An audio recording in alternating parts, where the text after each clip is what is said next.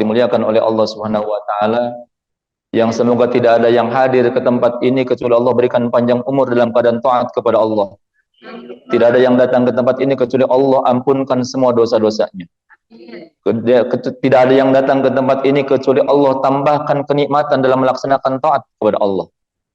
Tidak ada yang datang ke tempat ini kecuali Allah tambahkan nikmat membaca Al-Quran, nikmat mendengarkan Al-Quran, nikmat di dalam melaksanakan ibadah kepada Allah.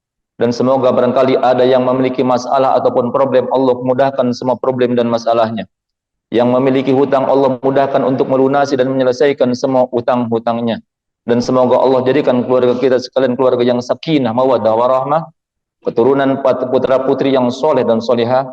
Dan semoga Allah kirimkan, jadikan untuk kita, anak-anak kita, kalau tidak anak kita, jadikan cucu-cucu kita untuk menjadi penghafal-penghafal Al-Quran, yang kelak akan bisa mempersembahkan mahkota cahaya di surga, yang kelak akan menuntun kita nanti di alam mahsyar, menuntun kita untuk masuk ke dalam surga dan memakaikan jubah kebesaran di surga untuk kita sebagai orang tuanya. Dan itu merupakan hadiah, dan itu merupakan kebanggaan, dan itu merupakan kado terindah dari setiap anak untuk setiap orang tuanya. Amin, amin ya rabbal alamin. Hadirin wal hadirat hadani Allah iyyakum ajma'in. Kita sedang berada di penghujung daripada bulan Dzulhijjah, yang nanti malam kita akan memasuki tahun baru Hijriah. Tahun baru Hijriah insyaallah nanti malam ya. Nanti malam kita akan memasuki tahun baru Hijriah. Berarti sekarang tahun berapa? Berarti 1444. Berarti nanti maghrib kita sudah masuk ke tahun 1445. 1445. Dulu pada masa pemerintahan Umar bin Khattab. Pada masa zaman Nabi itu belum ada, hitungan tahun itu belum ada. Zaman Nabi belum ada hitungan tahun ke-1, ke-2. Kalau Muharram, Safar, Rabiul Awwal, Rabiul Akhir ada. Dari sejak zaman sebelum zaman Nabi itu udah ada perhitungan. Tapi di zaman Nabi belum ada hitungannya. Zaman Abu Bakar juga belum ada. Pada zaman pemerintahan Umar bin Khattab, pada pemerintahan Umar bin Khattab itu ketika Umar bin Khattab menjadi khalifah, beliau memiliki seorang gubernur yaitu Abu Musa al-Asy'ari. Abu Musa al-Asy'ari, beliau mengirim surat, banyak mengirimkan surat kepada Khalifah Umar bin Khattab. Yang mana dalam suratnya itu Abu Musa al-Asy'ari mengatakan bahwasanya, ya Amirul Mukminin, wahai Amirul Mukminin, telah datang kepadaku surat dari Anda, surat dari Khalifah, surat yang berbulan di bulan Syawal, surat di bulan Sya'ban. Namun saya nggak tahu ini Sya'ban yang kapan, Sya'ban tahun sekarang apa Sya'ban tahun kemarin, karena nggak ada tahunnya. Jadi ini datang surat kepada kami, kan jarak dari Madinah ke Basra itu jauh jaraknya, ditempuh, belum ada mobil, belum ada, hanya kuda ataupun unta saja kendaraan pun, kadang jalan kaki. Nah, datang surat perintah instruksi di bulan Sya'ban.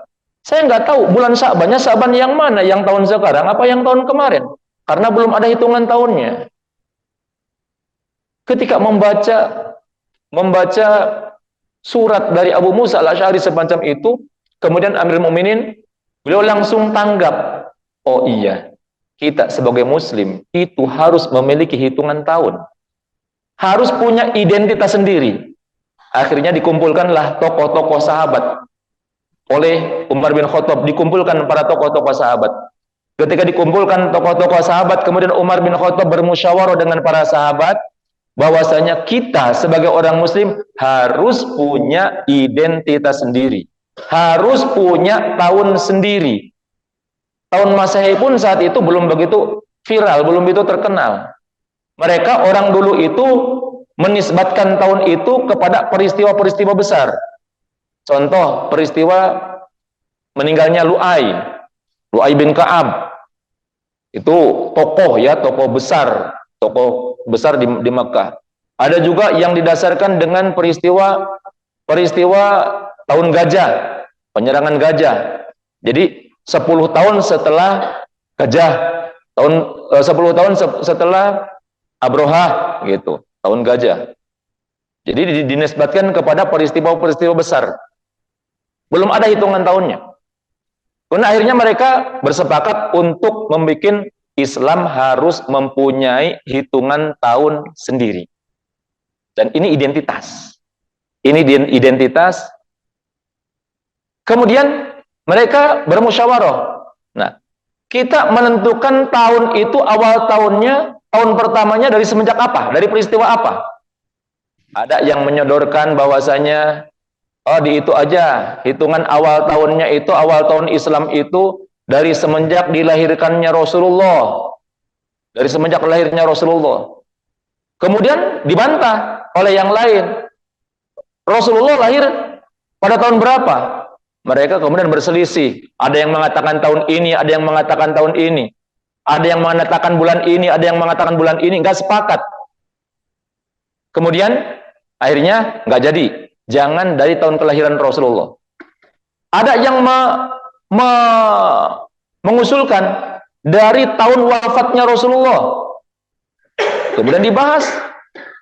Ketika ada yang mengusulkan dari tahun wafatnya Rasulullah, kemudian dibahas bahwasanya, jangan. Karena kalau dari tahun wafatnya Rasulullah, tidak ada kesedihan yang mendalam bagi para sahabat, kecuali ketika Rasulullah wafat. Jadi akan mengungkit rasa sedih. Ada juga yang mengusulkan lagi dengan peristiwa nuzulul Quran. Ada yang peristiwa diangkatnya Rasulullah mendapatkan wahyu pertama dan yang lainnya. Tapi semua dibantah. Kemudian Umar bin Khattab mengatakan bahwasanya untuk menentukan tahun Islam itu ditentukan dari peristiwa hijrahnya Nabi besar Muhammad SAW dari Makkah ke Madinah. Dan akhirnya mereka sepakat. Akhirnya mereka sepakat dengan berbagai pertimbangan, disepakatilah bahwasanya tahun Islam itu diawali dengan peristiwa besar, yaitu hijrahnya Nabi besar Muhammad Sallallahu Alaihi Wasallam dari Makkah ke Madinah. Kenapa? Ada apa dengan hijrah? Ada apa dengan hijrahnya Rasulullah dari Makkah ke Madinah? Sehingga dijadikan sebagai peristiwa besar yang menjadi peristiwa dijadikannya perhitungan tahun Hijriah, perhitungan tahun dalam agama Islam. Banyak rahasia di balik itu. Di antaranya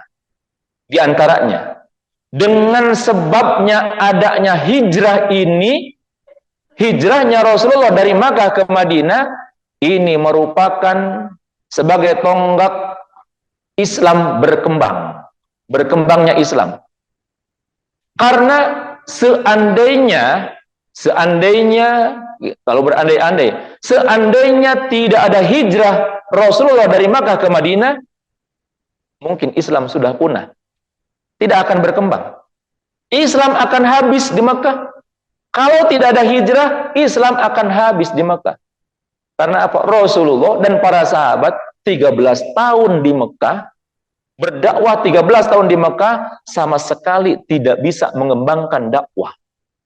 Jangankan untuk berdakwah, untuk melaksanakan ibadah saja, mereka sangat dibatasi, bahkan mereka dihina, mereka diintimidasi, diancam, bahkan dibunuh.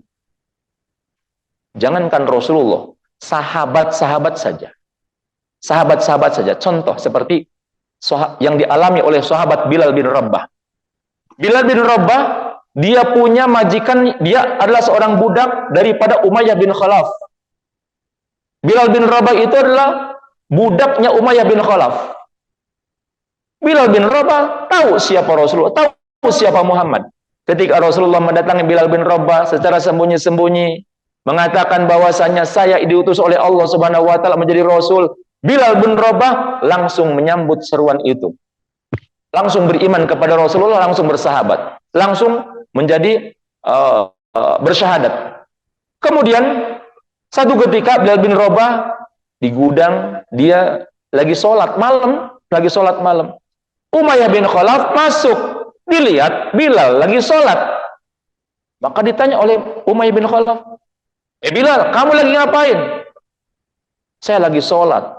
Oh, berarti kamu sudah mengikuti agama Muhammad, kamu sudah murtad. Tidak. Saya mengikuti agama Muhammad, meyakini tidak ada Tuhan selain Allah dan Muhammad Rasulullah. Kemudian kata Umayyah bin Khalaf, wahai Bilal, keluarlah engkau dari agamanya Muhammad. Kalau tidak, maka aku akan siksa kamu sampai kamu mati, kata Umayyah bin Khalaf. Bilal bin Rabah mengatakan, ahad, tidak. Saya tidak akan pernah keluar dari agama Muhammad. Saya tidak akan pernah keluar dari Islam. Akhirnya Bilal bin Rabah kemudian dipukulin oleh Umayyah bin Khalaf. Dipukul, dicambuk, diderak, diseret-seret, siang malam. Bahkan kalau siang-siang itu, Bilal bin Rabah itu diikat. Lehernya itu diikat, tangannya juga diikat, kemudian diserahkan kepada anak-anak. Dipakai mainan sama anak-anak. Ditarik-tarik ke sana, ditarik-tarik ke sini, dipermalukan di hadapan anak-anak, oleh anak-anak dibawa ke sana kemari. Disuruh keluar dari agama Islam. Tapi Bilal tetap dia mengatakan, ahad, ahadun ahad, ahadun ahad. Allah Maha Esa, Allah Maha Esa. Sampai kemudian Umayyah bin Khalaf memerintahkan kepada budak-budaknya yang lain, seret Bilal, bawa seret dia ke tengah padang pasir. Yang saat itu sangat terik panas, di tengah matahari yang begitu panas, di hamparan pasir yang sangat panas, yang para ulama mengatakan bahwasanya seandainya ada telur dimasukkan ke pasir itu, maka tidak sampai 5 menit pasti telur itu sudah matang. Saking panasnya pasir. Bilal bin Rabah diterentangkan di situ, di atas pasir yang panas. Diseret-seret pasirnya dengan berbatu juga, batu-batu runcing, diseret di situ, ditelentangkan di atas pasir yang sangat panas. Kakinya diikat, tangannya diikat, ditelentangkan di situ. Dicambuk, dipukul, ditendang. Bilal, keluarlah engkau dari agama Muhammad, maka engkau akan selamat, kau akan aku lepaskan. Tapi Bilal mengatakan, ahadun ahad, ahadun ahad. Kemudian saking sudah frustasinya Umayyah bin Khalaf kemudian memerintahkan agar diambilkan batu besar. Batu besar, sudahlah Bilal dipoe, dijemur di bawah terik matahari yang sangat panas, atas panas, bawah juga panas. Kemudian diletakkan juga batu besar di atas dadanya Bilal. Sampai Bilal kesulitan untuk bernafas. Kesulitan untuk bernafas Bilal, karena apa? Saking beratnya ini batu yang ada di atas dadanya. Umayyah bin Khalaf mengatakan lagi, Bilal, keluarlah engkau dari agama Muhammad, maka aku akan lepaskan, kau akan selamat. Tapi kalau tidak, aku tidak akan lepaskan kau seperti ini. Bilal hanya mengatakan, Allah Maha Esa, Allah Maha Esa, Allah Maha Esa. Kemudian Umayyah mengatakan, Bilal, katakanlah, Latta, Uzza, Manata, Hubbal adalah Tuhanku. Bilal mengatakan, ahadun ahad, ahadun ahad. Sampai Bilal sudah hampir sakaratul maut saat itu, karena saking sulitnya, saking beratnya, lewatlah Abu Bakar As-Siddiq. Lewatlah Abu Bakar As-Siddiq ketika melihat ada orang yang sedang disiksa, disamperin ternyata Bilal, yang sedang disiksa karena dia masuk Islam, karena dia masuk agama Islam, meyakini Allah dan Allah sebagai Tuhan dan Muhammad sebagai Rasulnya. Maka saat itu Abu Bakar mendekati kepada Umayyah bin Khalaf. Kemudian Abu Bakar mengatakan, wahai Umayyah, kenapa kau siksa orang yang telah mengatakan bahwa Tuhanku adalah Allah? Kenapa kau siksa orang yang mengatakan Tuhanku adalah Allah dan Muhammad adalah nabiku? Kenapa kau siksa dia? Kenapa kau siksa orang lemah ini? Kemudian kata Abu Bakar, wahai Umayyah, berapa kau akan jual budakmu ini? Berapa kau akan jual budakmu ini? Kemudian Umayyah mengatakan, aku tidak akan menjual budak ini kecuali dengan harga sekian. Dia menyebutkan angka 10 kali lebih besar daripada angka yang normal. Jadi kalau umpamanya harga budak itu sekitar 100, harga budak itu sekitar 100 ekor unta umpamanya, 100 ekor unta, 100 ekor unta, onta satu berapa tuh? Onta satu taruhlah 50 juta umpamanya. 50 juta kali 100 berapa? 5 miliar. Si Umayyah bin Khalaf mengatakan, aku tidak akan menjualnya kecuali dengan 50 miliar.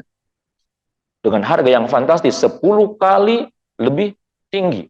10 kali lipat. Karena memang nggak niat mengeluarkan. Sedang menyiksa. Kemudian Abu Bakar tidak pakai nawar. Baik, wahai Umayyah, saya beli budakmu ini. Tunggu di sini, saya akan ngambil uangnya. Abu Bakar juga kan kaya. Pulang Abu Bakar, dia pulang ambil uang, langsung diberikan kepada Umayyah bin Khalaf, lepaskan, wahai Umayyah bin Khalaf. Akhirnya dilepaskan. Dilepaskan, dibawa oleh Abu Bakar.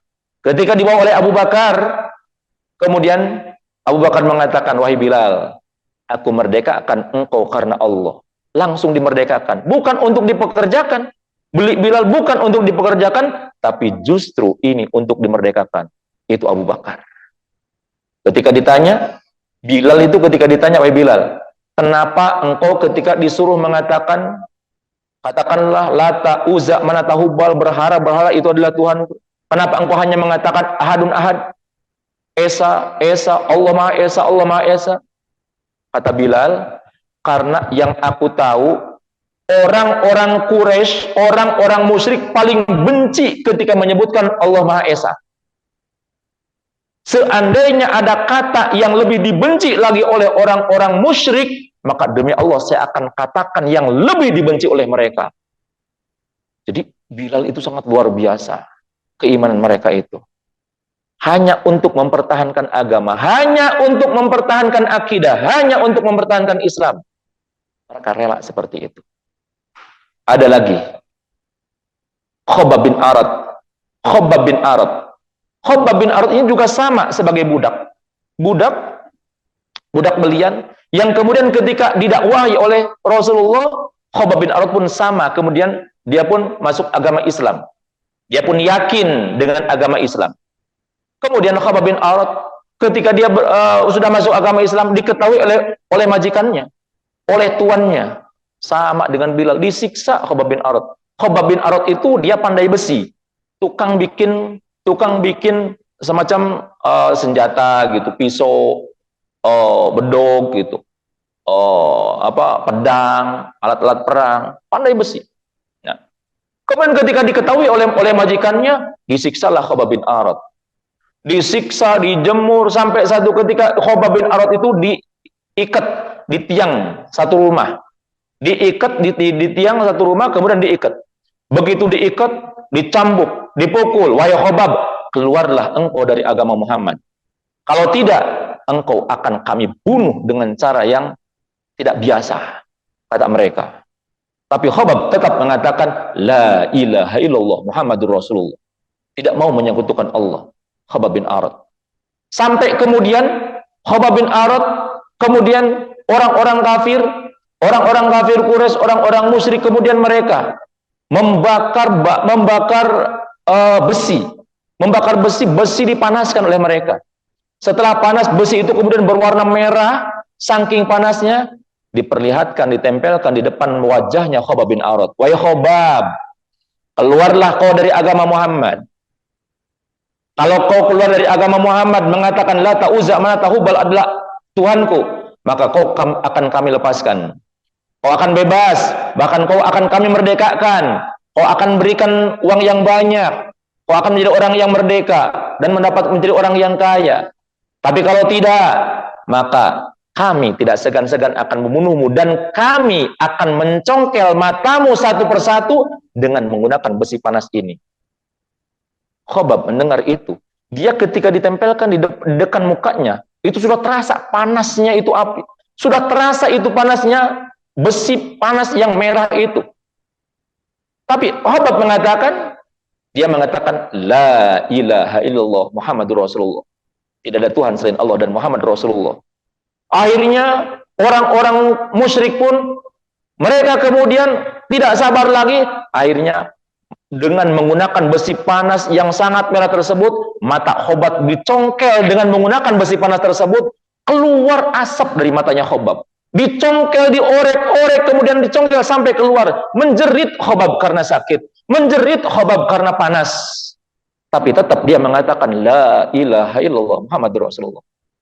Ketika matanya sudah lepas satu, kemudian orang-orang mengatakan lagi, Khobab, kau lihat, kami tidak pernah main-main dengan ancaman kami. Kami tidak pernah main-main dengan ancaman kami. Kau telah merasakan bagaimana sakit dan panasnya di congkel mata. Kau sudah tidak bisa melihat dengan mata kananmu.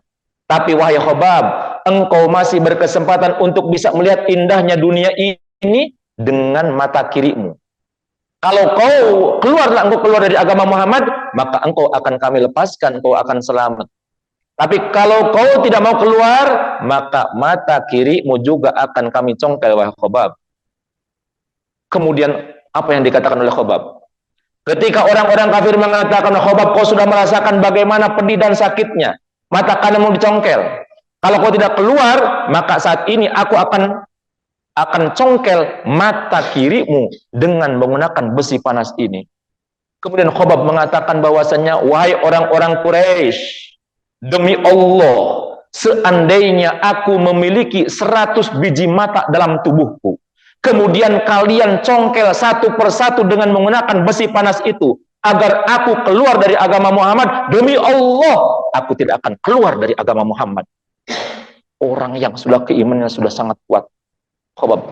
Akhirnya orang-orang kafir Quraisy pun, kemudian mereka congkel, mereka tusuk lagi mata Khobab yang sebelah kiri, mereka korek-korek, dan akhirnya terlepaslah mata Khobab. Buta Khobab dua-duanya dengan menggunakan besi panas di congkelnya. Menjerit Khobab. Akhirnya mereka pun putus asa dan mereka tinggalkan Khobab, diikat di tiang tersebut. Mereka tinggalkan Khobab.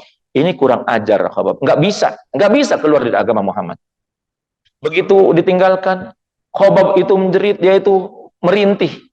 Ada seorang sahabat yang lewat, mendengar rintihan, disamperin. Khobab, kata sahabat ini. Kemudian Khobab mengatakan, wahai saudaraku, tolong bawa aku, tolong ambilkan kedua bola mata aku. Kemudian diambilkanlah dua bola matanya Khobab, diberikan kepada Khobab. Kemudian Khobab mengatakan, wahai saudaraku, tolong bawa aku untuk menghadap kepada Rasulullah. Akhirnya dibawalah Khobab bin Arad menghadap Rasulullah. Begitu melihat Khobab bin Arad seperti itu, Rasulullah meneteskan air mata karena sayang, karena kasihan kepada Khobab.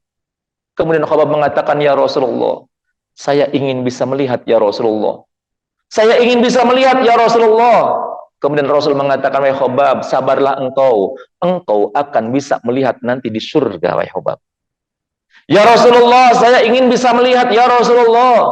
Rasul katakan lagi, wahai Khobab, sabarlah engkau akan bisa melihat nanti di surga.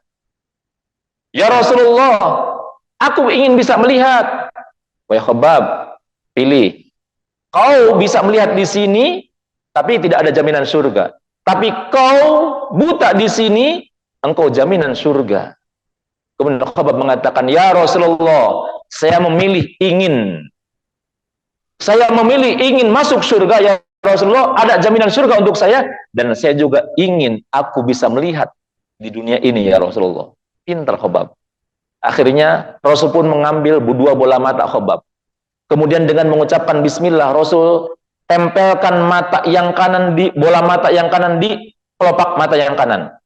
Rasul tempelkan mata kiri di kelopak mata yang kiri. Setelah itu diusap oleh Rasulullah dengan mengucapkan bismillah, maka qadarullah biidznillah, dengan izin Allah, Khobab bin Arad dia kemudian bisa melihat lagi normal.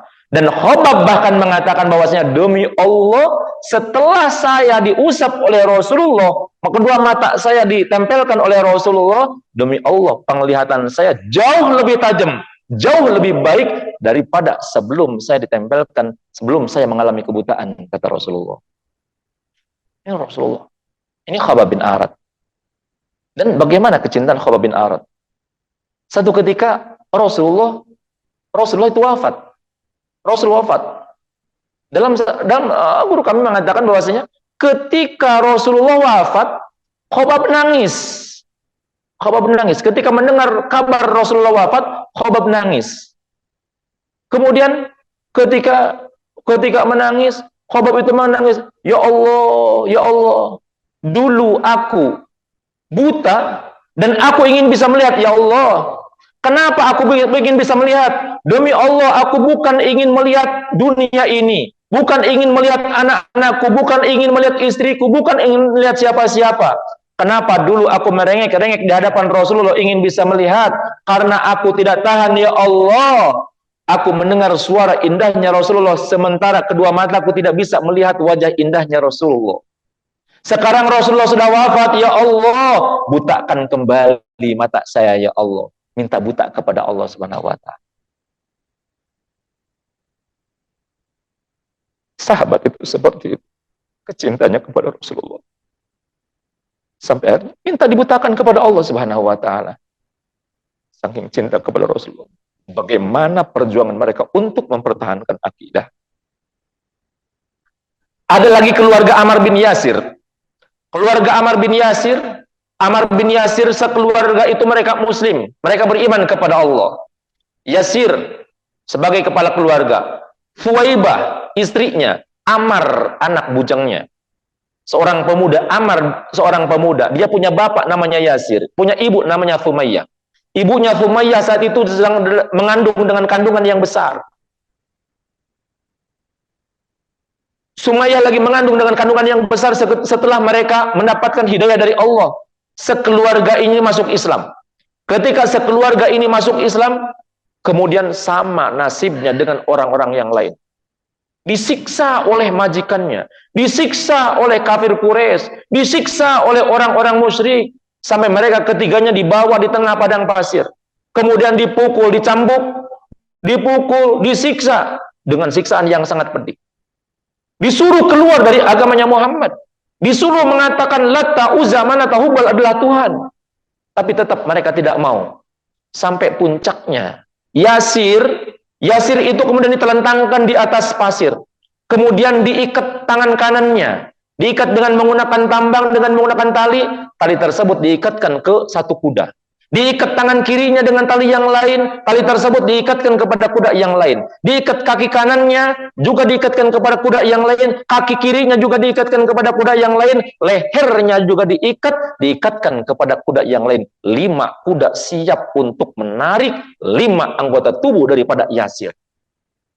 Ketika kuda tersebut sudah siap untuk lari ke 5 arah yang berbeda, kemudian orang-orang musyrik mengatakan, wahai Ammar, ini adalah bapakmu.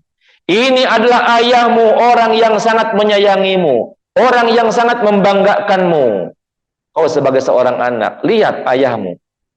Ini nasibnya berada di tangan engkau. Kalau kau ingin ayahmu selamat, maka katakanlah Latta, Uzza, Manata, Hubal adalah Tuhanku. Keluarlah dari agama Muhammad, kembali kepada agama nenek moyang. Kemudian Ammar bin Yasir mengatakan, La ilaha illallah. Tidak ada Tuhan selain Allah. Ammar, aku berikan kesempatan sekali lagi. Kau ingin orang tuamu selamat, kau ingin bapakmu selamat, katakanlah Latta, Uzza, Manata, Hubal adalah Tuhanku. Kalau tidak, maka ini berarti engkau telah membunuh kepada ayahmu. Ammar bin Yasir mengatakan, La ilaha illallah Muhammadur Rasulullah. Akhirnya, karena Ammar bin Yasir tetap tidak mau keluar dari agama Islam, maka akhirnya ke-5 kuda tersebut dicambuk, kemudian lari ke 5 arah yang berbeda. Sampai akhirnya Yasir syahid. Syahid, orang yang syahid. Mati saat itu. Meninggal. Setelah ayahnya meninggal, kembali kepada ibunya. Fumayyah ditelentangkan. Fumayyah itu ditelentangkan di atas pasir. Disiksa, dipukul, diiris oleh mereka. Kemudian Sumayyah ketika seperti dalam keadaan perut yang besar, diambilkan tombak yang sangat tajam. Kemudian orang-orang mengatakan, wahai Ammar, ini ibumu yang telah melahirkanmu. Dan di dalam perutnya ada calon adikmu, wahai Ammar. Nasibnya berada di tanganmu, wahai Ammar. Keluarlah engkau dari agama Muhammad. Katakan Latta, Uzza, Manata, Hubal adalah Tuhanmu, Tuhanku. Katakanlah seperti itu, maka kau akan selamat dan ibumu juga akan selamat. Tapi kalau engkau tidak mau mengatakannya, maka ibumu akan bernasib sama dengan suaminya, yaitu Yasir. Kami akan tusuk perut daripada ibumu, kata orang-orang. Ammar bin Yasir kemudian mengatakan, La ilaha illallah Muhammadur Rasulullah. Ibunya, di depannya ibunya disiksa, ibunya mau ditusuk.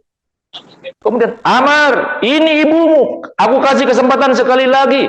Amar mengatakan, La ilaha illallah Muhammadur Rasulullah.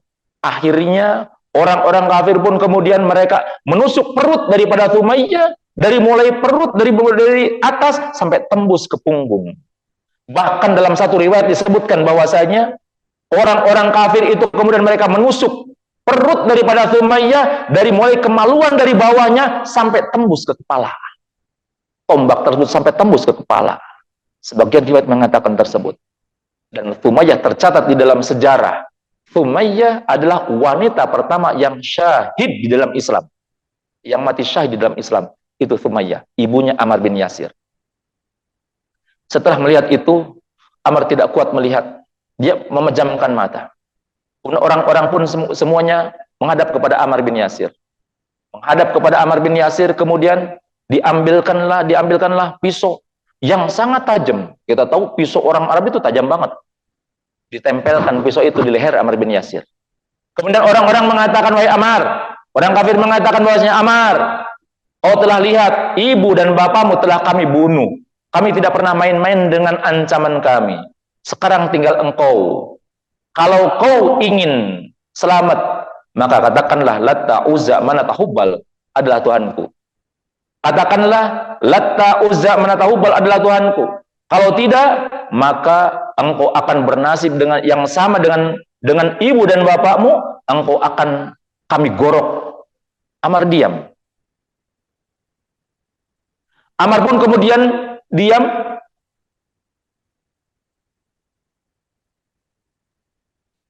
Ammar kemudian dia diam. Orang-orang mengatakan lagi, wahai Ammar, keluarlah engkau dari agama Muhammad. Katakan, La ta'uzza manatahu adalah Tuhanku. Maka kami akan lepaskan engkau. Kalau tidak, kami akan sembelih engkau. Kami akan gorok engkau. Kata orang-orang kafir. Kemudian Ammar pun akhirnya ketika sudah terasa pisau itu sudah terasa nempel di kerongkongannya, kemudian Ammar dia sambil memejamkan mata, dia mengatakan, Latta, Uzza, Manata, Hubal adalah Tuhanku. Ammar mengucapkan kata-kata itu. Latta, Uzza, Manata, Hubal adalah Tuhanku, kata Ammar. Begitu mendengar Ammar mengucapkan kata-kata kufur seperti itu, maka orang-orang kafir mereka bersorak. Orang-orang kafir mereka bersorak dengan sangat senang karena mereka telah berhasil mengeluarkan Ammar dari Islam. Akhirnya Ammar dilepaskan. Dilepaskan dari ikatannya, Ammar bin Yasir dilepaskan dari ikatannya. Begitu terlepas dari ikatannya, Ammar lari.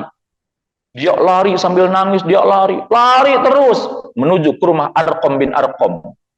Dia menuju ke rumah Arqam bin Arqam yang mana Rasulullah dan para sahabat itu suka berkumpul di rumahnya Arqam bin Arqam. Salah satu sahabat Nabi Muhammad yang punya rumah kemudian dijadikan mes oleh Nabi dan para sahabat. Begitu sampai di rumah Arqam bin Arqam, kemudian Ammar mengetuk pintu. Dibukakan pintu, begitu dibukakan pintu, Ammar langsung lari menuju ke Rasulullah, nangis di hadapan Rasulullah. Halaktu ya Rasulullah, halaktu ya Rasulullah, celaka saya Rasulullah, celaka saya Rasulullah. Rasul nanya, ada apa wahai Ammar? Ada apa dengan engkau wahai Ammar? Kata Rasulullah. Ya Rasulullah, saya celaka ya Rasulullah. Iya, ada apa? Diceritakan oleh Ammar, ya Rasulullah, kami sekeluarga disiksa. Bapakku udah mati. Ibuku bahkan ditusuk dalam keadaan sedang hamil. Dan aku, diceritakan oleh Ammar, aku hampir aku mau digorok, dan aku mengucapkan kata-kata kufur, celaka ya Rasulullah, celaka ya Rasulullah. Mendengar ceritanya Ammar, para sahabat yang lain mencibir kepada Ammar, Ammar cemen, takut mati, mempertahankan iman, dia takut mati, cemen Ammar. Semua para sahabat mencibir Ammar bin Yasir. Tambah nangis Ammar bin Yasir. Rasulullah terdiam. Begitu Rasul terdiam, nggak mengucapkan kata-kata apa-apa. Bingung Rasulullah. Ammar semakin nangis. Kemudian datanglah Jibril mengabarkan dari Allah. Ya Muhammad, ukri'ukas salam. Aku menyampaikan salam dari Allah untuk wahai Muhammad. Wahai Muhammad, katakanlah kepada Ammar, kepada keluarga Ammar, kepada keluarga Yasir, basyiru bi ali Yasir bi anna lahul jannah. Berikan kabar gembira kepada keluarga Yasir bahwa semua keluarga Yasir mereka akan menjadi penghuni surga, kata Jibril. Kemudian diturunkanlah ayat Al-Quran yang berbunyi bahwasanya man kafara billahi min ba'di imanihi illa man ukriha wa qalbuhu mutmainnun bil iman. Man kafara billahi min ba'di imanihi. Barang siapa yang kufur setelah dia iman, barang siapa yang kufur setelah dia iman, maka dia mendapatkan laknat Allah untuk selama-lamanya. Illa man ukriha, kecuali orang yang dipaksa oleh orang kafir, wa qalbuhu mutmainnun bil iman, sedangkan hatinya dia tenang dalam keimanan. Tidak goyah sedikit pun hatinya. Walaupun dia mengucapkan kata-kata kufur, tapi hatinya dia tenang dalam keimanan, maka dia tidak mendapatkan laknatnya Allah Subhanahu wa taala. Setelah itu barulah Ammar kemudian dia merasa senang. Senang Ammar. Akhirnya tobatnya Ammar pun diterima oleh Allah Subhanahu wa taala. Dalam satu riwayat disebutkan bahwasanya satu ketika Ammar bin Yasir pernah ngobrol dengan para sahabat yang lain. Sahabat-sahabat yang lain kemudian berkata, pernah bertanya kepada Ammar bin Yasir. Para sahabat pernah bertanya kepada Ammar bin Yasir, "Wahai Ammar, kenapa ketika engkau disuruh kufur, ketika bapakmu disiksa, bahkan ketika ayahmu dibunuh agar kau kufur, kenapa engkau tidak mengucapkan kata-kata kufur? Kenapa kau biarkan, kau tega melihat bapakmu dibunuh demi untuk mempertahankan iman? Kemudian ketika ibumu juga dibunuh, kau tega. Kau biarkan, kau tidak mengucapkan kata-kata kufur. Tapi ketika engkau mau dibunuh, kau mau digorok, kau mau dipotong, kenapa engkau mengucapkan kata-kata kufur tersebut, wahai Ammar?" Kemudian Ammar bin Yasir mengatakan bahwasanya, "Wahai sahabat-sahabatku, ketika bapakku dibunuh, saya kuat. Ketika ibuku dibunuh, saya juga kuat. Tapi ketika saya mau dibunuh, saya mau dipotong, maka terbersit di pikiran saya, kalau saya mati sekarang, siapa yang akan membela Rasulullah Muhammad SAW? Saya tidak mau mati sia-sia, tapi saya mau mati membela Rasulullah Muhammad SAW." Makanya Ammar itu, Ammar bin Yasir itu, beliau selalu dalam sejarah, selalu terdepan di dalam jihad, dimanapun, kapanpun. Ammar bin Yasir ketika ada perintah jihad, beliau adalah orang yang paling depan untuk membela agamanya Allah dan membela Rasulullah Muhammad SAW. Jadi itu sebagian kecil daripada contoh. Sebagian kecil daripada contoh. Kenapa peristiwa hijrah ini begitu luar biasa, begitu berarti, begitu berharga bagi perjuangan agama Islam? Karena mungkin kalau seandainya tidak ada hijrah, jangankan untuk berkembang, jangankan untuk sampai ke Indonesia, untuk berkembang saja akan sulit. Islam akan habis di Mekah. Karena satu persatu sahabat-sahabat Nabi dibunuh. Dan ujungnya Nabi Muhammad SAW juga akan dibunuh oleh orang-orang kafir. Makanya Umar bin Khattab dan juga para sahabat-sahabat yang lain, mereka akhirnya bersepakat menjadikan peristiwa hijrah dari Mekah ke Madinah itu menjadi awal dari perhitungan awal daripada tahun baru Islam. Jadi tahun baru Islam dikatakan dengan tahun baru Hijriah dikarenakan didasarkan kepada hijrahnya Nabi besar Muhammad dan para sahabat dari Makkah ke Madinah. Karena dengan hijrahnya itu Islam menjadi berkembang, dengan adanya hijrah Islam menjadi menyebar di seluruh antero dunia. Bisa sampai ke sini itu berkat hijrahnya Rasulullah dan para sahabat dari Makkah ke Madinah. Oleh karena itu kita sekarang tinggal meneruskan, melanjutkan. Kita bersyukur kepada Allah Subhanahu wa taala. Kalau kita berada di zamannya Rasulullah, iya kita bisa bertemu dengan Rasulullah. Tapi apakah kita beriman kepada Rasulullah? Tapi apakah kita akan percaya kepada Rasulullah? Apakah kita akan berada di barisannya Abu Bakar atau justru kita akan berada di barisannya Abu Jahal? Oleh karena itu, kita bersyukur dilahirkan dari orang tua yang muslim, kemudian dididik di lingkungan yang muslim. Tinggal kita meneruskan semangat daripada hijrah ini. Dan hijrah ini Nabi mengatakan, la hijrata ba'dal fath.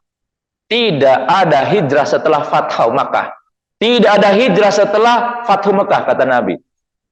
Artinya bahwasanya tidak ada hijrah. Hijrah itu adalah al-hijratu min daril kufri ila daris salam. Pindah dari darul kufri, dari kekufuran, dari tempat kufur ke tempat yang islami.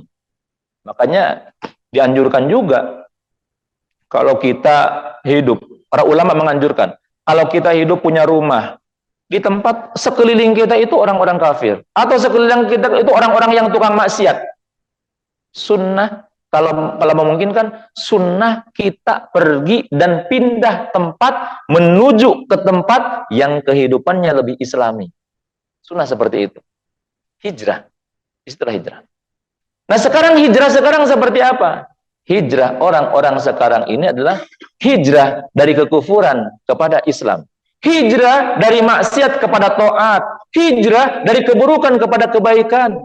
Yang mungkin kemarin masih belum menutup aurat dengan benar, sekarang hijrah tutup aurat dengan benar. Yang mungkin kemarin masih suka makan makanan yang tidak halal, makan makanan yang haram, maka pindah hijrah sekarang, jangan makan kecuali yang halal. Kalau kemarin mungkin masih suka maksiat, mungkin masih suka judi, mungkin masih suka zina, mungkin masih suka mabuk-mabukan, hijrah sekarang pindah untuk menuju kepada Islam yang lebih baik. Tinggalkan judi, tinggalkan mabuk, tinggalkan maksiat, berhijrah karena Allah Subhanahu wa taala. Seperti hijrahnya Umar bin Khattab. Seperti hijrahnya Umar bin Khattab. Bagaimana Umar bin Khattab? Umar bin Khattab udah jam 10 ya. Udah jam 10. Udah. Ya, kepanjangan kalau cerita Umar bin Khattab. Tapi Umar bin Khattab ini luar biasa dalam inspirasi sekali dalam masalah hijrah. Ini Umar bin Khattab. Orang yang sangat hebat, luar biasa Umar bin Khattab ini. Umar bin Khattab agak telat sedikit, nggak apa-apa ya. Tambah sedikit lagi ya. Baik. Umar bin Khattab ini rajanya bajingan. Umar bin Khattab itu rajanya bajingan. Apapun dosa yang dilakukan, Umar pernah melakukannya. Apapun keburukan, Umar pernah melakukannya. Makan haram, biasanya. Mabuk, derajatnya. Umar mengatakan bahwasanya aku mabuk itu sehari 5 kali, kata Umar. Aku mabuk sehari 5 kali. Pagi mabuk, sore, siang mabuk, sore mabuk, menjelang malam maghrib, malam tengah malam juga mabuk lagi. 5 kali dalam sehari mabuk Umar bin Khattab. Jadi kalau ada orang-orang yang sekarang mabuk, setiap malam mabuk, udah ketinggalan. Kalah sama Umar bin Khattab. Oh cemen itu mah cemen. Umar bin Khattab 5 kali sehari mabuk. Membunuh biasanya. Umar kalau tangannya gatal, dia nyari musuh. Kalau tangannya gatal, nyari musuh. Berantem, bunuh. Umar bin Khattab sangat luar biasa. Umar bin Khattab. Bahkan apapun dia lakukan. Zina, sudah nggak disebut. Umar bin Khattab. Apapun dosa pernah dilakukan. Bahkan membunuh anaknya sendiri pernah dilakukan oleh Umar bin Khattab. Punya anak bayi. Begitu lahir, bayinya perempuan. Sudah sampai gede anaknya itu, ya mungkin sekitar umur 4 tahun, 5 tahun. Umar bin Khattab tambah malu. Malu punya anak perempuan. Akhirnya dibawa anaknya. Digandong, diseret oleh Umar. Ayah. Dibawa. Sampai di tengah padang pasir menggali kuburan. Setelah menggali kuburan, ayah. Dilemparkan itu anaknya ke dalam kuburan. Kerowesan anaknya teh. Ayah. Tolong ayah. Dikubur oleh Umar bin Khattab. Udah nggak punya perasaan. Nggak ada. Rahmahnya nggak ada. Gitu. Saat itu. Ketika kufur Umar bin Khattab. Dan Umar bin Khattab adalah orang yang paling benci dengan Islam. Orang yang paling benci dengan Islam. Tiap hari nyiksa orang-orang Islam itu Umar bin Khattab. Dalam satu riwayat disebutkan bahwasanya Umar bin Khattab itu menyebutkan bahwasanya tiap hari aku menyiksa orang-orang Islam dari kalangan budak. Jadi Umar bin Khattab kadang-kadang jalan ke rumah Abu Jahal, ke rumah Abu Sufyan, ke rumah Umayyah bin Khalaf, dia siksa orang-orang Islam. Kata Umar, saya tidak berhenti. Saya berhenti menyiksa, memukuli mereka demi Allah, bukan karena saya kasihan kepada mereka, tapi karena memang tangan saya sudah pegel. Sudah capek. Gus capek kekarek eureun. Itu Umar bin Khattab. Nyiksa orang-orang kafir. Dan Umar bin Khattab seperti itu. Itu setiap malam dia keliling, patroli. Orang Islam itu nggak boleh keluar dari Mekah. Orang luar Mekah yang tanya-tanya Islam nggak boleh. Tanya-tanya Muhammad nggak boleh. Nggak boleh ada orang luar masuk ke Mekah, tanya-tanya tentang Muhammad, tanya-tanya tentang Islam, nggak boleh. Dirazia. Kalau ada yang tanya Muhammad, dipukulin. Mereka diusir, dipukulin. Nah, itu sudah menjadi mufakat orang-orang Quraisy saat itu. Dan Umar bin Khattab itu kadang kalau malam itu ronda di luar perbatasan Mekah. Karena Mekah itu ada pintu masuknya, di sisi kiri dan kanannya itu sisi kiri dan kanannya itu diapit oleh dua gunung yang besar. Kemudian di belakangnya itu ada pintu, nggak bisa masuk. Jadi yang bisa hanya dari depan. Nah, ini orang-orang Islam nggak bisa keluar dari Mekah.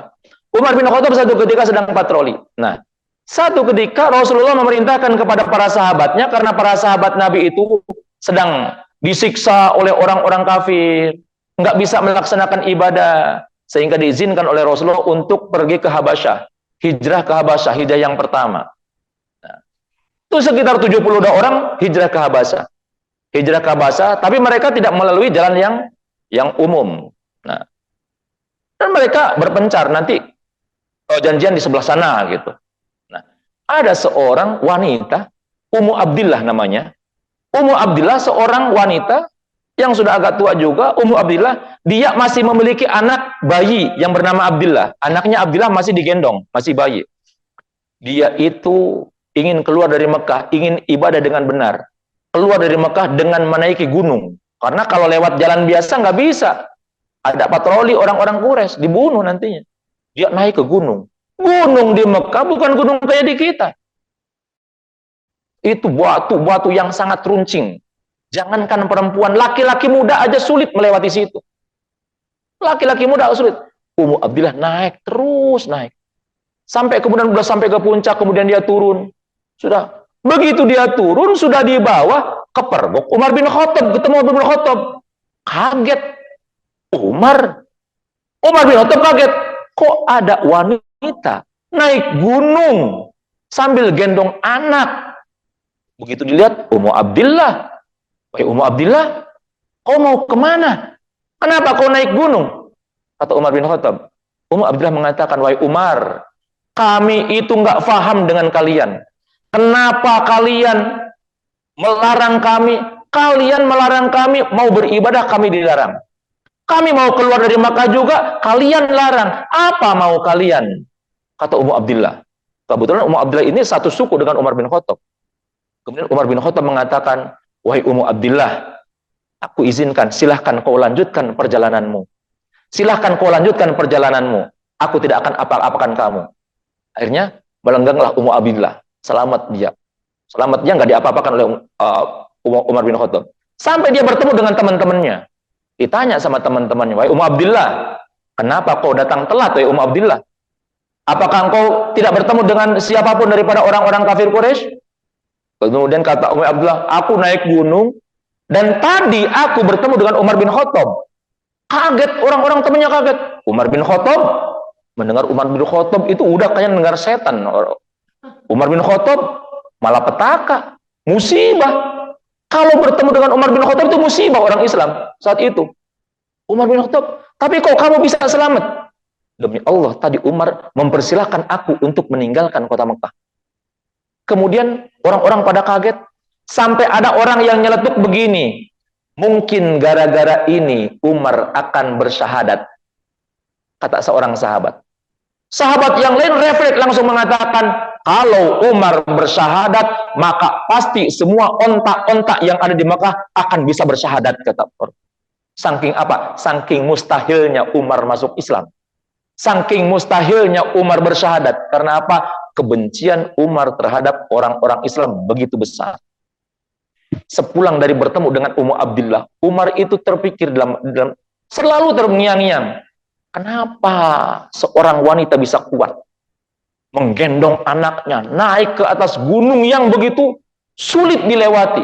Kenapa bisa kuat? Agama apa yang dibawa oleh Muhammad? Tambah benci Umar bin Khattab. Akhirnya di pagi harinya Umar bin Khattab langsung dia memakai baju perang. Ini sumber malapetaka di Mekah, ini adalah Muhammad. Aku akan bunuh Muhammad, kata Umar bin Khattab. Dia pakai baju perang. Setelah dia pakai baju perang, dia berniat untuk membunuh Nabi Muhammad, dan dalam sejarah disebutkan, kalau Umar sudah pakai baju perang, maka pantang dia membuka baju perang itu, kecuali dia mati atau musuhnya yang mati. Pantang membuka baju perangnya. Kalau sudah menggunakan baju perang, harus ada yang mati. Jalan Umar bin Khattab, menggunakan baju perangnya, membawa pedangnya. Di jalan, dia mau mencari Nabi Muhammad, bertemu dengan seorang sahabat yang menyembunyikan keislamannya. Ditanya oleh sahabat ini, "Wahai Umar, udah pakai baju perang, mau kemana engkau?" Kata Umar, "Aku akan cari Muhammad, aku akan bunuh Muhammad." Kata Umar bin Khattab. Sahabat ini kaget. Wah, akan bunuh Muhammad? "Wahai Umar, kau akan bunuh Muhammad, sementara adikmu Fatimah binti Khattab itu sudah mengikuti agamanya Muhammad, sudah masuk Islam." Kaget Umar. Oh, Fatimah masuk Islam? Akhirnya Umar nggak percaya, dia kaget, langsung mendatangi rumah Fatimah. Begitu mendatangi rumah Fatimah, di dalam rumah itu Fatimah beserta suaminya Zaid bin Thabit sedang belajar Al-Quran, diajari oleh Khabbab bin Arad. Sedang diajari Quran oleh Khabbab bin Arad. Mendengar ada suara Umar, suara langkahnya Umar kan gede. Blik, blik, blik, blik, blik. Ya kayak ibu-ibu yang gede lah, kayak enggak, itu mah gede banget gitulah. Gede banget itu Umar bin Khattab, jangkung gede gitu ya. Kan kalau yang ini mah enggak sampai blik, blik, blik, berat amat kan gitu. Paling kalau di loteng aja ya gitu ya, kalau rasa getarannya gitu, kalau kerasa kalau di loteng gitu. Mendengar ada langkahnya Umar bin Khattab, mereka paham. Khabbab bin Arad langsung ngumpet di kamar. Ngeri. Umar mau datang. Kemudian diketuk pintu. Fatimah mendengar itu, kemudian akhirnya Fatimah pun buka. Kakaknya datang. Itu Fatimah tadi ketika Umar di luar sedang membaca surat Toha. Toha ma anzalna 'alaikal Qur'ana litashqa, dan selanjutnya. Kemudian Fatimah, apa yang kau baca wahai Fatimah? Apa yang kau baca? Apakah engkau sudah mengikuti agama Muhammad? Benar, kata Fatimah. Kaget Umar bin Khattab. Loh, adekku, seorang wanita, kok berani-beraninya menjawab seperti itu? Benar, wahai Umar, aku sudah mengikuti agama Muhammad. Aku sudah bersyahadat. Kaget. Apa yang kau bawa itu? Apa yang kau baca? Al-Quran. Apa yang kau sembunyikan? Kesinikan. Nggak boleh, Umar. Nggak boleh. Kesini kan, nggak boleh. Kukuh. Akhirnya ditamparlah Fatimah sampai Fatimah terjengkang. Melihat Fatimah terjengkang, suaminya Zaid mau membela. Dia mau membela istrinya. Dia baru aja mau ngomong, dikepret sama Umar, terjengkang juga. Umar dilawan. Umar. Singa Umar itu. Orang kuatnya Quraisy, Umar itu. Dikepret terjengkang. Tapi kekeh Fatimah tidak mau memberikan mushaf itu. Wahai Fatimah, kenapa kau tidak mau memberikan mushaf itu kepadaku? Kata Fatimah, karena mushaf ini adalah suci sedangkan engkau masih najis. Kalau kau ingin memegang ini, maka mandilah dulu. Nurut Umar, mandi dia. Mandi, saking penasarannya dengan tulisan itu. Tulisan apa ini? Setelah mandi, kemudian Fatimah, aku sudah mandi. Kesinikan, diberikan oleh Fatimah. Dibaca. Toha ma anzalna 'alaikal Qur'ana litashqa illa tadhkiratan liman yakhsha. Gemetar Umar. Kemudian setelah dia gemetar, setelah membaca Al-Quran ini, membaca surat Toha ini, Umar kemudian berkata, wahai Fatimah, di mana Muhammad berada? Mulai melemah suaranya. Di mana Muhammad berada? Khabbab yang mendengar suara Umar sudah melemah, langsung dia keluar. Yakin ini Umar pasti akan masuk Islam. Karena suaranya sudah melemah setelah baca Al-Quran. Khabbab langsung keluar. Wahai Umar, aku tahu di mana Muhammad berada. Kalau kau ingin bertemu, aku siap untuk mengantarmu. Akhirnya keluarlah. Umar bin Khattab bersama dengan Khabbab bin Arat. Jalan menuju rumah Arqam bin Arqam. Berdampingan nih. Umar bin Khattab, orang yang paling benci dengan Islam, dengan Khabbab bin Arat, seorang budak yang baru saja masuk Islam. Berdampingan jalan. Jalan kaki berdampingan. Begitu sudah dekat ke rumahnya Arqam bin Arqam, itu di rumah Arqam bin Arqam kan banyak sahabat di situ. Kemudian ada sahabat yang di atas, yang tugasnya untuk melihat sekeliling. Begitu melihat ada Umar bin Khattab pakai baju perang, di sampingnya Khabbab bin Arat. Kaget itu sahabat, langsung turun, ditawan oleh Umar. Umar mau datang ke sini, mau membunuh kita sekalian. Gimana? Udah kelimpungan. Sahabat itu kan lumayan banyak.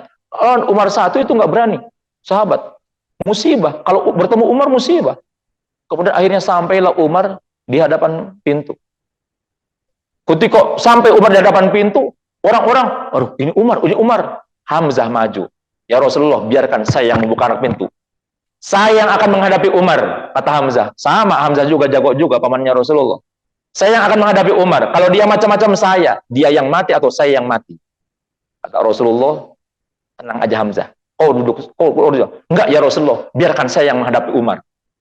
Kemudian akhirnya, wahai sahabat, bawa Hamzah, bawa ke kamar. Mal bener ya Hamzah mah, otot ya mah, bawa ke kamar. Akhirnya dibawa Hamzah ke kamar. Kemudian dibukakan pintu. Begitu dibukakan pintu, Umar masuk. Begitu Umar masuk berhadapan dengan Rasulullah, dipegang pundaknya Umar, dipegang oleh Rasulullah, dipegang dengan tangan kanannya. Wahai Umar, belum tibakah saatnya engkau tunduk kepada Allah dan Rasulnya? Diam, Umar nggak bisa jawab.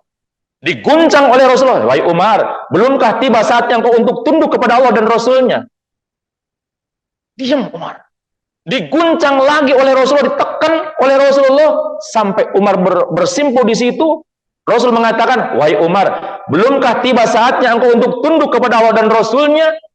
Begitu yang ketiga kali, Umar nangis sambil mengatakan, ya Muhammad, asyhadu an la ilaha illallah wa asyhadu annaka ya Muhammad Rasulullah. Aku bersaksi bahwa tidak ada Tuhan selain Allah, dan aku bersaksi bahwa hanya engkau, wahai Muhammad, adalah utusan Allah. Mendengar Umar bersyahadat, seluruh orang yang ada di Arqam bin Arqam bertakbir semuanya, Allahu Akbar. Allahu Akbar. Sampai takbir mereka saking kerasnya, sampai kepada orang-orang didengar oleh orang-orang yang dekat Ka'bah. Sampai Nabi mengatakan, jangan keras-keras, nanti mereka tahu. Akhirnya kemudian Umar bertanya kepada Rasulullah, ya Rasulullah, ajarkan Islam kepadaku ya Rasulullah. Diajarkan Islam kepada Umar. Ngobrol Rasulullah dengan Umar. Islam itu begini. Sekitar setengah jaman lah. Setelah ngobrol, Umar faham dengan Islam. Ya Rasulullah, apa yang telah kau sampaikan kepadaku aku faham. Kalau apa yang telah kau sampaikan kepadaku benar, berarti agama Islam benar dong. Iya, kata Rasulullah, benar. Kalau agama Islam benar, berarti engkau benar. Iya, benar. Kalau engkau benar, berarti aku yang mempercayaimu juga benar ya Rasulullah. Iya, benar. Kita benar. Berarti kita benar ya Rasulullah. Iya, kita benar. Kalau kita benar, berarti mereka orang-orang kufur, mereka salah ya Rasulullah. Iya, salah. Ya Rasulullah, kalau begitu kita benar, mereka salah. Yuk kita perangi mereka ya Rasulullah. Baru setengah jam masuk Islam, ngajak perang. Umar bin Khattab itu, Umar bin Khattab. Kata Rasulullah, belum saatnya wahai Umar, belum ada izin dari Allah Subhanahu wa taala. Karena perang dalam Islam itu bukan karena nafsu, bukan benci, tapi menjalankan perintah Allah Subhanahu wa taala. Belum ada perintah dari Allah Subhanahu wa taala kita untuk berperang. Akhirnya Umar pun keluar. Umar kemudian nanya-nanya. Abdullah bin Umar bercerita. Umar nanya-nanya. Kata Umar, siapa di Mekah ini yang dia punya mulut ember? Punya mulut ember, salawat dibejakan gitu kan. Yang punya mulut ember. Siapa di Mekah? Kata orang-orang mengatakan Jamil. Ada seorang orang kafir, orang Mekah yang bernama Jamil. Wow, itu sumber gosip si Jamil itu. Sumber gosip. Laki-laki tapi tukang gosip. Kemudian di mana dia? Berada di dekat Mekah. Dicari oleh Umar. Bertemu dengan Jamil. Wahai Jamil. Apakah kau sudah tahu kabar hari ini? Kabar apa wahai Umar? Kabar apa ya Umar? Kabar asyhadu an la ilaha illallah wa asyhadu anna Muhammadar Rasulullah. Bahwasanya aku bersaksi bahwa tidak ada Tuhan selain Allah dan aku bersaksi bahwasanya Muhammad adalah utusan Allah. Kemudian Jamil kaget, dia langsung naik ke atas batu besar, dia mengatakan, wahai penduduk Makkah, Umar telah murtad. Wahai penduduk Makkah, Umar telah murtad. Kemudian orang-orang Makkah mendatanginya. Umar, benar kau telah murtad? Tidak, kata Umar, saya tidak murtad, tapi saya asyhadu an la ilaha illallah wa asyhadu anna Muhammadar Rasulullah. Saya bersaksi tidak ada Tuhan selain Allah dan bersaksi Muhammad adalah utusan Allah. Saya justru sekarang Islam, tidak murtad, kata Umar. Orang-orang pun kemudian marah, akhirnya dikeroyokin Umar.